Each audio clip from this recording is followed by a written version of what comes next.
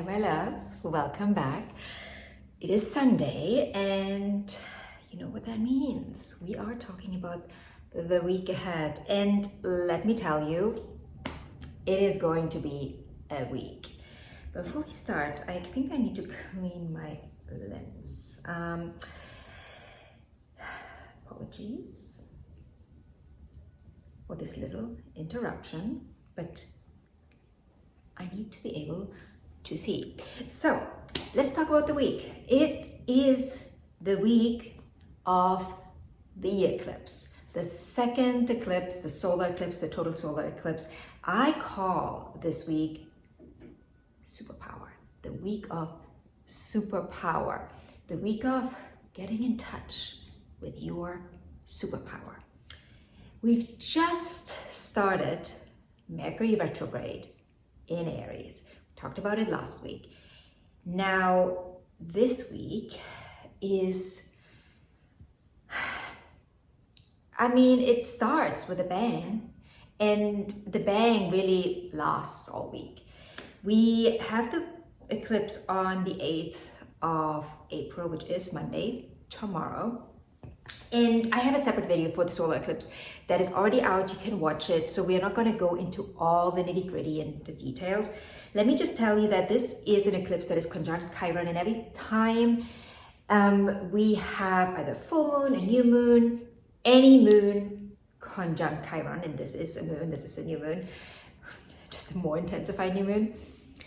And by just, I'm using the word just in a very loose way here.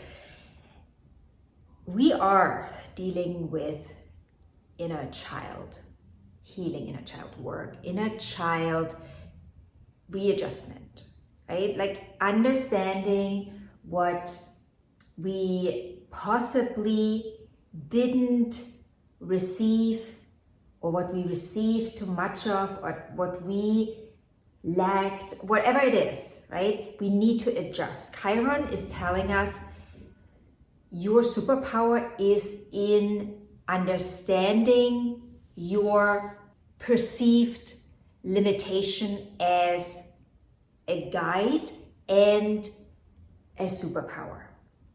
Using the part of you that feels broken, and I'm saying it feels broken because you're not broken, but I understand that we can feel that way. So using that part, getting to know that part better, understanding that part better, making that part an integral player in your life, not something you don't like about yourself, not something that you use as a crutch, not something that you use as a victim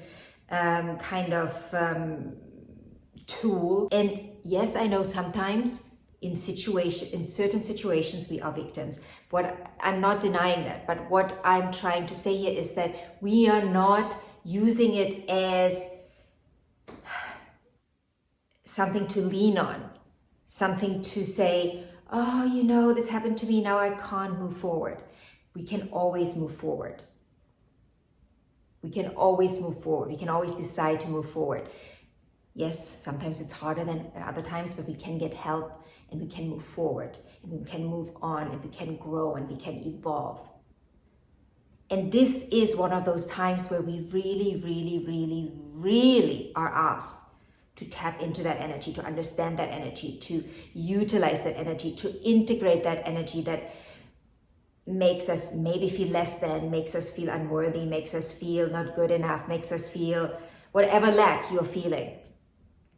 And using it to up-level, to upgrade. A solar eclipse is always an up-level, an upgrade.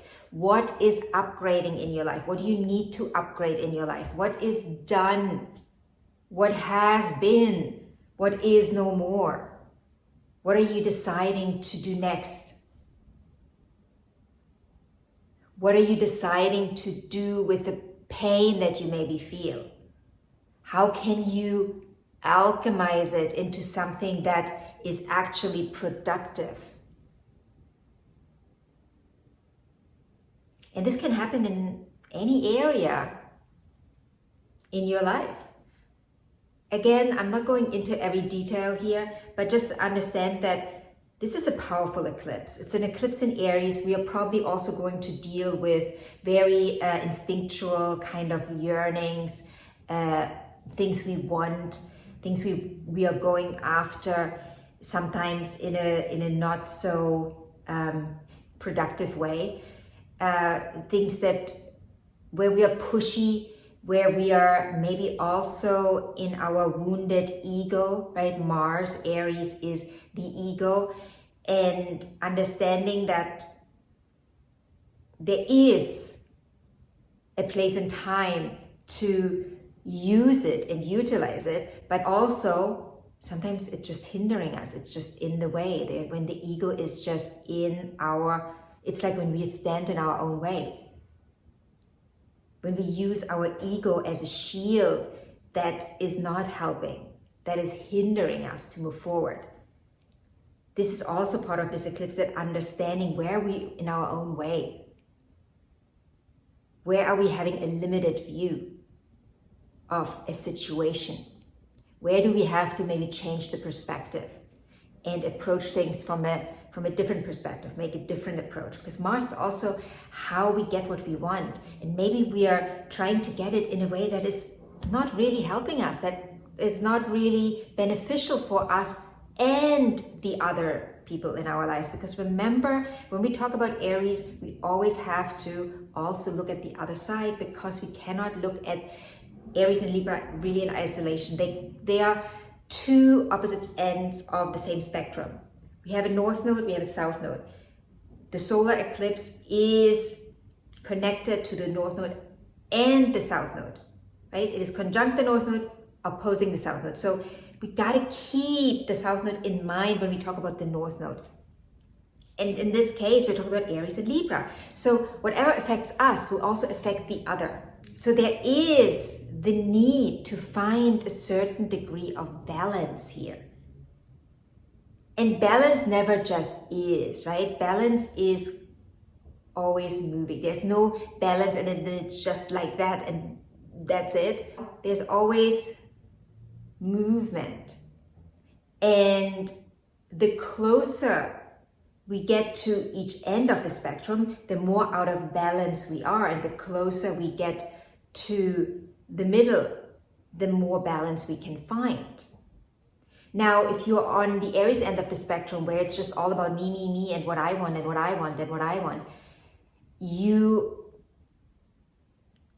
are out of balance. And if you're on the other end of the spectrum, where you totally forget yourself, and where you just focus on what is good for them and denying yourself what you want, you're also out of balance. So how can you move closer to the center? That is what you asked to do on this beautiful eclipse. Now, the week continues in a very intense way. On the 10th and 11th of April, we will have Mars conjunct Saturn. Now, this is happening in Pisces, which is a very unusual area for both of these to be in. They are both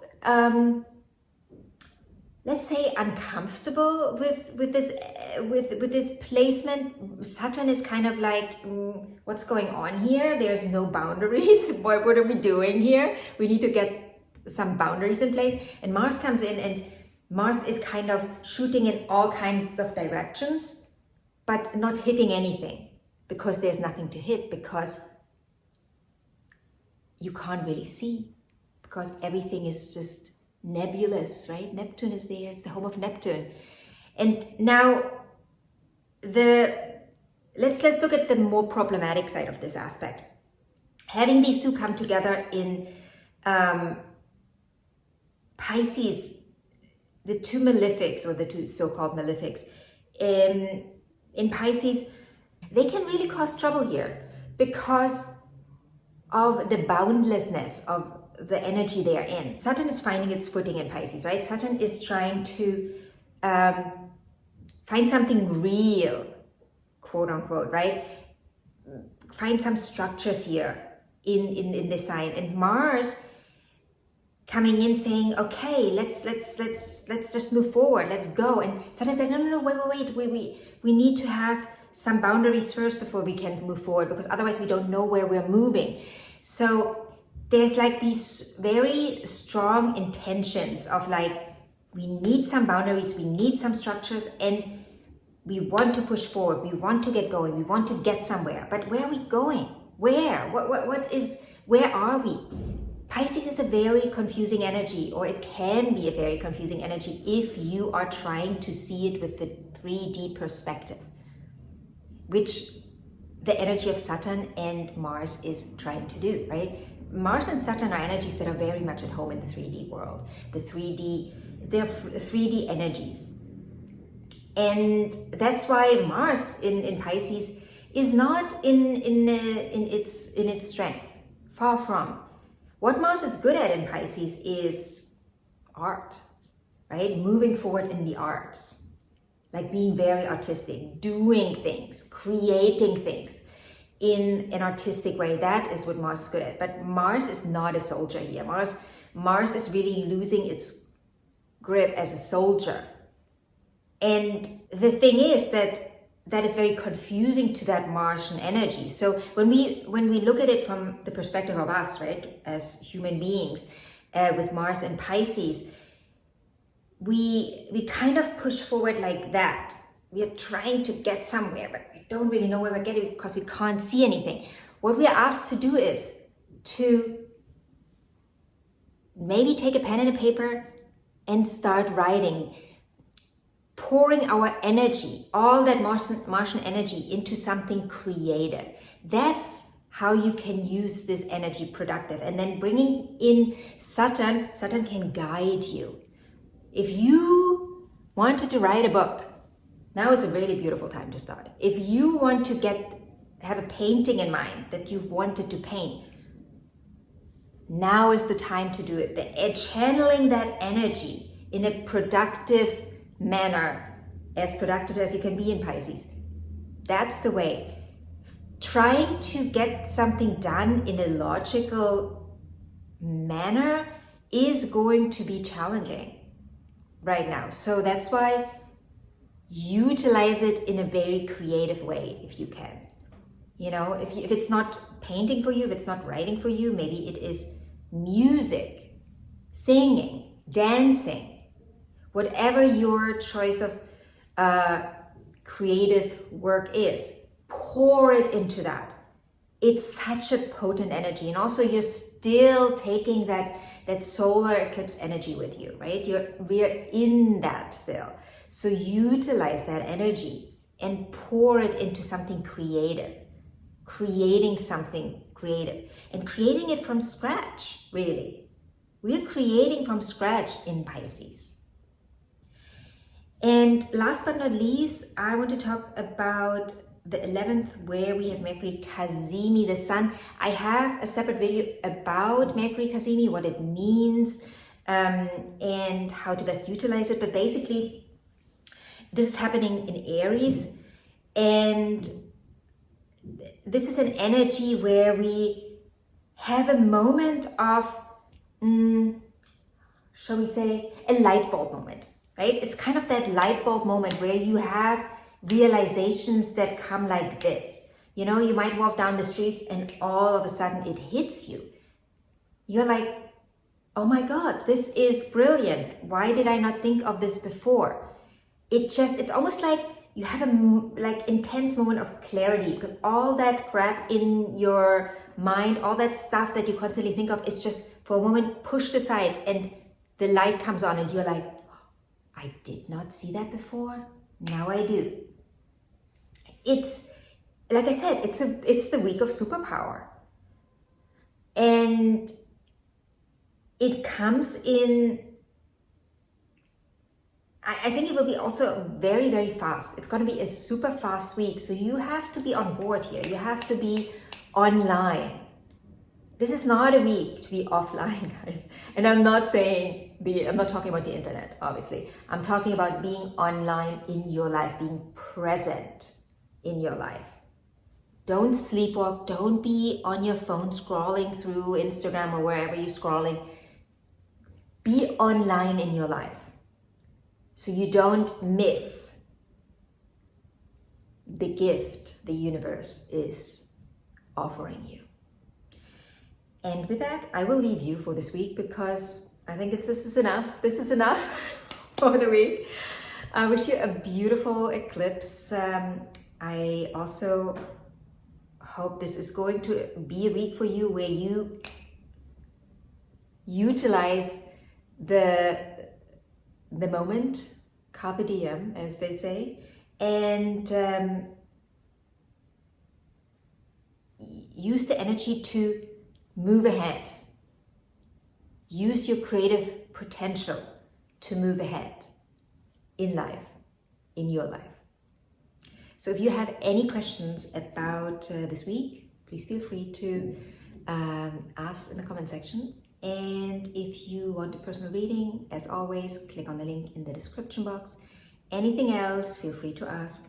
And I'll see you in the next video. Bye.